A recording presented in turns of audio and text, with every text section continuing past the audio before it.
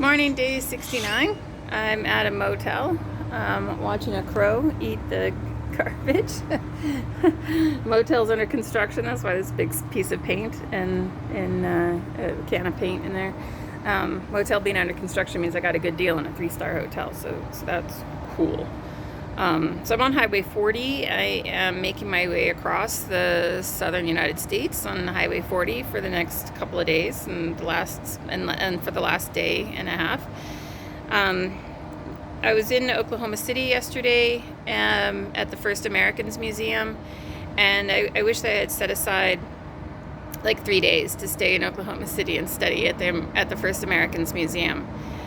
And I'd also wish that I'd done the museum first and then gone and done the tour, because I think some of the questions that I asked along the way at the heritage sites would be better formed and less prejudiced, honestly, because there's still a lot of prejudice that is inherited into our education system and a lot of stereotypes that I'm unlearning constantly.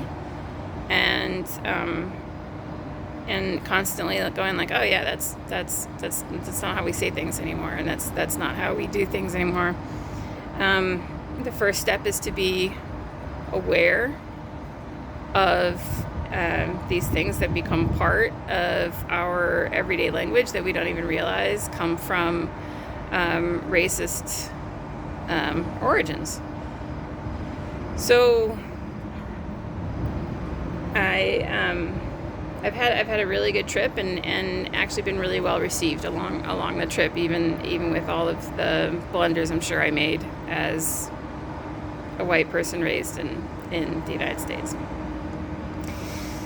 So I want to go back to the First American Museum, and I want to do this entire trip again at some point in the future.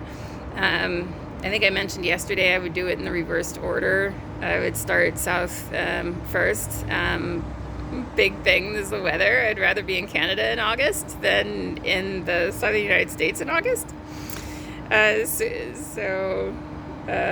Riding through 100 degrees is doable, but not great. Not great on me, not great on the tires, not great on the bike. I don't go very fast, actually, because I'm trying to keep the engine temperature lower. I'm trying to, yes, I did just get an oil change, and yes, I did just get the coolant system checked, and yes, I do have good tires, but I'm trying to lengthen the life of all of those things and take good care of the babe. She just takes good care of me. I think this crow is listening to me. Oh, now there's two. Oh no, I see. The first one's eating. And the second one is like, what do you have? Nature. Everywhere. Nature's everywhere. So, First Americans Museum. What I learned that I did not know before. There are 4 tribes original to Oklahoma and 5 tribes that have historical links to those tribes through trading or travel.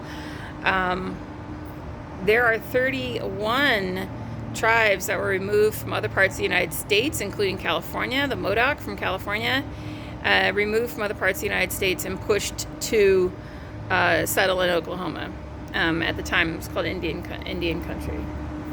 And for a while that worked. That was in the 1839 was that winter was the Trail of Tears. It continued. There was Seminole pushed from Florida, and Muskogee Creek pushed from the southeast. Many, many, many more. Like I said, 31 tribes. That's what I learned at the museum. So 39 total tribes are now consider Oklahoma to be home, and 31 of those tribes have been in Oklahoma for 200 years. But that wasn't like well enough, leaving well enough alone.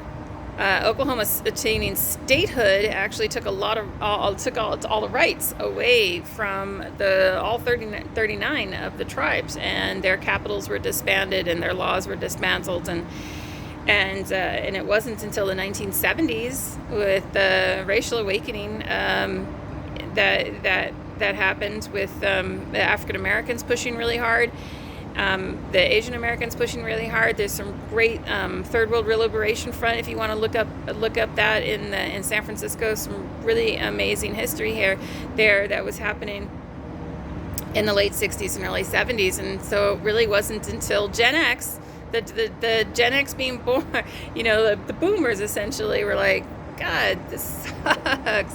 We want our language back. We want our laws back. We want our sovereignty back. And so there's so the people that are my age grew up a lot of them grew up without their language and culture. And then even with that, there was still the residential schools in Canada and the 60s scoop in Canada, and then in the United States, the boarding schools.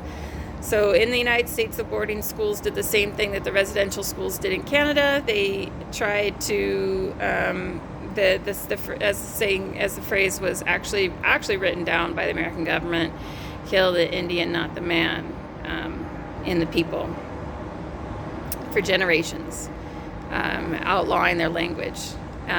The young people that I met, they were in their early 20s. Their grandparents are still have to, have trauma, have PTSD to overcome when they speak their native language, thinking like somebody's going to hit me, if I speak my language. And so it's the people, it's the children of Gen X, not Gen X themselves. It's the children of Gen X that are really uprooting a lot of that. So like the millennial generation and the Gen Z generation that are actually finally being able to grow up with their own language, with their traditions, stickball tournaments, and establishing their historical traditions and incorporating all the stuff that they are now, that the people are now. So Indigenous futurism is happening now. So that one about the 31 tribes moved from the rest of the United States and pushed into Oklahoma was something I did not know. I thought that, as I had been following the Trail of Tears the entire time, which is the Northern Trail of Tears, which is the Cherokee. And it wasn't just the Cherokee and Muskogee Creek and Seminole and this and Modoc and it's just, oh my God, so much history that, when we do fourth grade Native American history in California, fourth grade, we don't get that.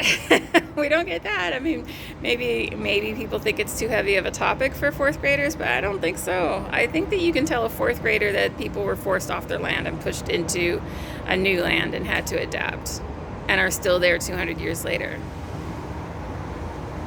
and still, awakening. I think that we could put that into the fourth grade curriculum. I think when you have someone do the Modoc, who are originally from Northern California, but there's only a small section of them in Northern California because most of them are in Oklahoma now. I think we need to keep doing this. We need to keep decolonizing our education system and keep decolonizing our curricula, and keep spreading the good news. The First Americans Museum is very new, and it is amazing. And I hope that their work spreads throughout the entire continent. Actually, it's amazing experience. All right, well, I'm gonna get on the road and get back on 40 and keep heading west toward home. Talk to you later.